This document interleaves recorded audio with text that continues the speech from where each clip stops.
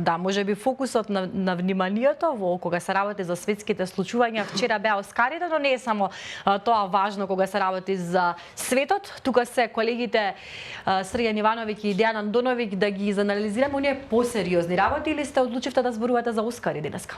Не, нема да говориме за Оскари, имаме други теми. Ние вчера одмарахме, беше недела, но Дејан Андоновиќ беше вреден и напиша две анализи кои беа објавени на порталот на Слободен печат и се однесуваат и двете на оние американско-кинески односи, таа нека точка на допирање Тајван. Да. Може да го обясниш што точно пишуваш ти? Па имаше реакција врз основа од страна на Пекинг врз основа на една, би рекол, изјава на американскиот шеф на дипломатијата Блинкен, кој еве сакал некој да призна или не, ама и тој гледам изминатиот период знае да извади некоја така креативна компарација на некои работи. Имено тој на последната безбедносна конференција, светска безбедносна конференција во Михен излези на своите западни сојузници пред се, им кажа една компарација, рече ако не сте на масата за глобалните случувања, тогаш сте на менито, значи ако не сте на масата, тогаш ќе бидете во менито, односно ќе бидете нели на некој начин жртва на оние што одлучиле на масата или оние што јадат, па ќе ве наручат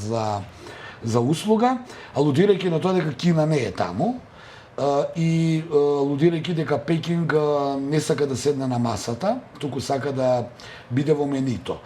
Но Кина веднаш реагираше, односно нејзиниот шеф на дипломатијата, велејќи дека не секогаш треба да седиш на масата со секого и да разговараш на одредени теми и дека Вашингтон очигледно има проблем со самодоверба, му постави 4 принципи на Вашингтон.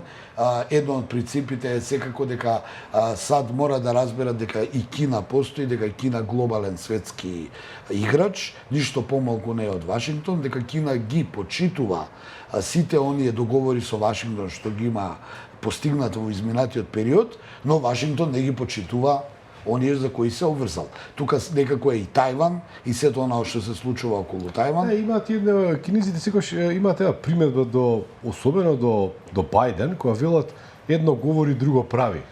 Да, кинезите за жал ние мислевме сите дека Трамп е полошата верзија за Кина од аспект на политиката која ја водеше во својот мандат. Тоа беше она негово блокирање санкции за кинеските производи, кога еден гигант како што е Huawei буквално не можеше веќе да допре ни до европскиот пазар, не само до американскиот, но од друга страна очигледно политиката на Трамп е многу по-јасна и децидна и Пекинг знае со кого се има работа, па може да седне и да допреговара.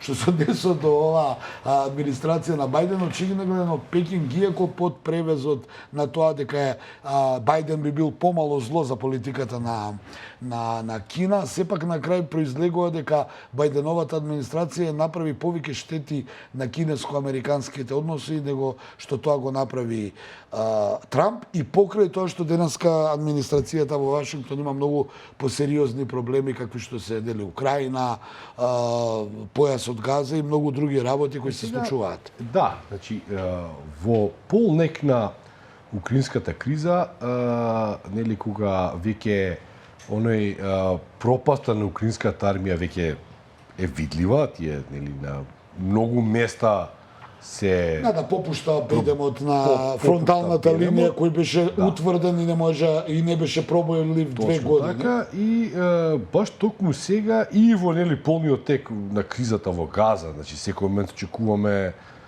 израелците да го нападнат Рафах, нели, оној последен. Исто така се дигна голема прашина, да.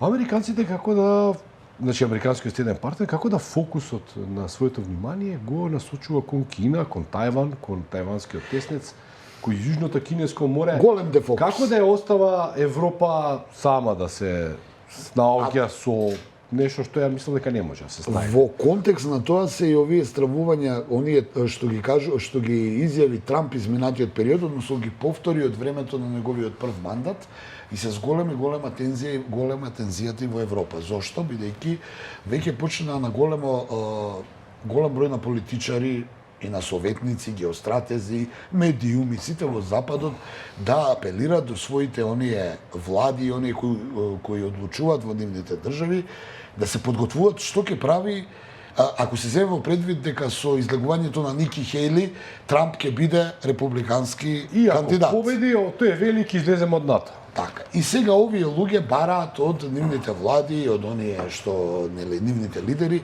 да почнат да прават план Б што ќе прави Дали НАТО Европа воопшто вреди без Соединените американски и држави? што ќе прави европската безбедност. Дали ќе прави европска армија, дали ќе прави нешто што ќе ја заштити Европа без помош на Соединетите американски држави. Трамп веќе неколку пати тоа го најави. И веројатно ние знаеме од искуство на Трамп, со Трамп дека се што најавил повеќе Тоа или најавуваат помалку. и бројни сенатори од републиканската партија, конгресмени. Токму тоа се подигна работа, се подигна голема врева изминатиот период и сега тука во контекст на тоа не случајно ја даде изјавата Макрон тогаш. Ми се чини дека Макрон и неговата поранешна светска империја, а сега република Франција како да гледа единствен спас у себе ово, иако нема капацитети, имено хипотетички речено, ако се прави некаква европска безбедност, Франција би морала да биде една од клучните првин членки по сила и второ по технологија и воена индустрија, бидејќи знаеме дека французите можеби не може да парираат. Во политико имаше надпис во кој се вели дека Франција активно започнала со бирање на оние истомисленици низ европскиот континент за за формирање некоја заедничка бригада која ќе биде пратена во. Тоа е онаа идеја од 1992 година кога се Тоа е европска армија, ама европска. Никој не викаше дека со Русија ќе војува таа европска армија. Па, знаеш како... Не е исто. Нема многу земји кои се пријавија. Види, проблемот со Украина е следен. Случајно Орбан, председателот, премиерот на Унгарија, отиде кај Трамп и даде една изјава каде што рече дека многу брзо украинската војна ќе запре, бидејќи Трамп кога ќе дојде на власт се децидент дека нема ни денар да даде за украинската. Не даваат ни овие, еве се, од Но октомври нема никаков овој најавува дека од декември ако се врати во Белата куќа ни денар нема да добие, а украинската армија ако не добие пари, и ако не добие помош, мислам финансиска и било каква, веќе нема да може да издржи, значи тука Орбан излезе победнички и рече готово е со Украина, прашање е на време и политиката на Трамп ја одговара на Унгарија, алудирајќи на унгарско малцинство дека ќе ги добие правата, а можеби Унгарија да добие и територија, оној дел што е анектиран некогаш во минатото. И второ изјавата на папата. Изјавата на папата во интервјуто дадено кој ќе се емитува во петок, а кој излезе еден сегмент каде што им порача на украинците да подигнат бело знаме. Велејќи дека храброст е денеска и да се преговара, ако веќе нема ефект целата оваа состојба, да се губат човечки животи. Многу страни да го притискаат Зеленски да... Како да се подготвува некој јавно мислење на тоа, луѓе, морате да разберете дека работата во Украина е завршена. Што ќе биде понатаму, не знам. Многу радикално се смени, ако забележуваш, од она прашање на време кога Путин ќе падне, Москва, ова, за одедношка сега полека да се стега обрачот околу Украина и европјаните и Западот да размислуваат што понатаму. Ако Русија ќе победи, воено, еве хипотетички, што понатаму. Сега, како да сакат не да се фокусираат за Украина, туку да се фокусираат сами на себе, што ќе биде потоа.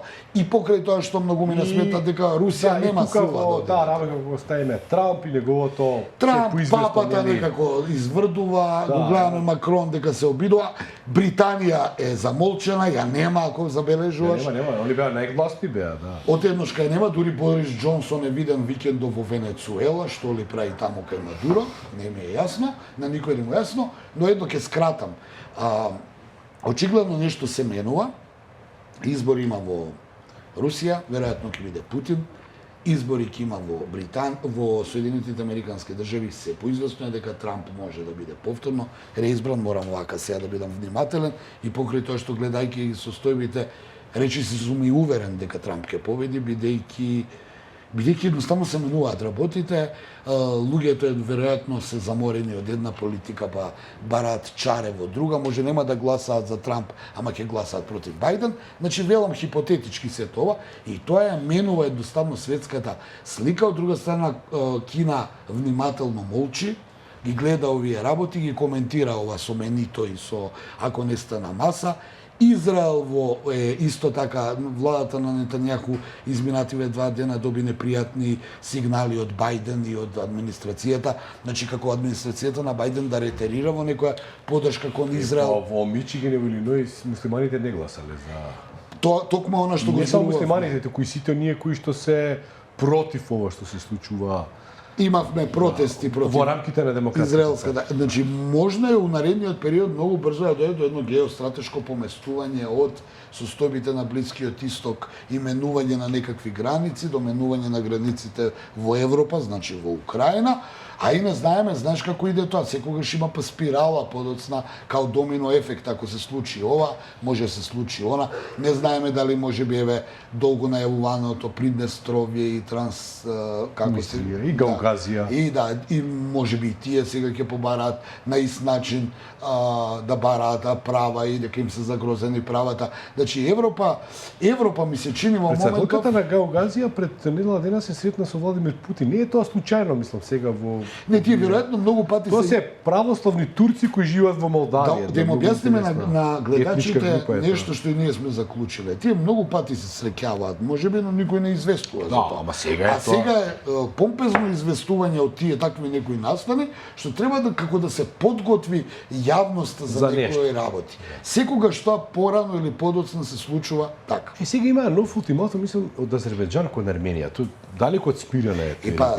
И таму е точката на вриење голема поради она околу Нагорно Карабах и повторно истата приказна како што се случи малку во Молдавија и многу во Украина. Проевропска влада бара Европска унија, не сме да бара НАТО, се разбира, но бара Европска унија и се разбира, пошто владата на Пашињан бараше Европска унија, Русија дозволи Азербејџан да ја прегази Арменија. Арменија продолжува да бара во Европска унија и се не знаеме што понатаму. Таму се заштитени, таму има руски интереси. И ако земеме да направиме една споредба како во САД, Монровата доктрина е Америка на американците, или во превод све што е во дворот на американскиот континент е интерес на САД, значи САД имаат право да реагираат во Латинска Америка или во Средна Америка, бидејќи според Монровата доктрина Америка на американците, тогаш поранешните советски републики по некој руски Монро, некоја таква доктрина има право да реагира. Тоа го видовме во Грузија, тоа го видовме малку во Азербејџан и да не се подсеќам кај све сме го виделе и не го исклучувам како опција да има и нешто во Ерменија, особено што таму Ерменија и те како не ја одговара на Москва, кој да е на власт да оди во Европска. Само големите сили можат да имаат своји доктрини и своји интересни зони. И само ќе потенцирам дека Ерменија беше членка на руско НАТО, како го вика. СТО. Да, нешто ОД и како беше веќе. Тие го замрзнаа своето членство, што испадна дополнителна провокација кон Москва. Че го замрзнувам членството, барам членство во Европска унија и не сакам руско влијание. Тоа сигурно Москва нема тек така да го дозволи, бидејќи знае дека кога дојде тоа нема да ги спаси од азербејџанците.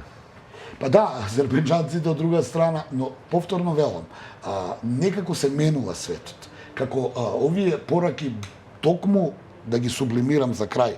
За викенд добивавме 3 големи пораки на 3 различни локации во светот. Кинеската одговор на Блинкен ако не сте на масата тоа што сте во менито и пораката и 4 принципи на Кина кои ги порача до САД. Второ, папата кој вели добле се некогаш да се седне на преговори со бело знаме, одошто да се губат човечки животи. Денеска имаше одговор кај што му рекоа на папата, немој да ја правиш истата грешка ко пие во Втора светска војна, да гледаш на Хитлер така и да дојде до нас што дојде. Ние имаме едно знаме, нели, плаво и жолто. Тоа е втората изјава и третата изјава е се разбира ова околу Европа, што ќе прави Европа, веќе се подигна, дури се бара од Британија да преземе поголема одговорност за европската безбедност, а ќе потсетам Велика Британија нели излезе од Европската унија и секогаш како што велат во Се нашиот народ, измачекаат европејците. како велат во нашиот народ, се прават енглези, све е јасно. Така е, да. Ја мислам дека го пробивме терминот повторно. Како и секогаш. Ќе останавме недоискажани. Да.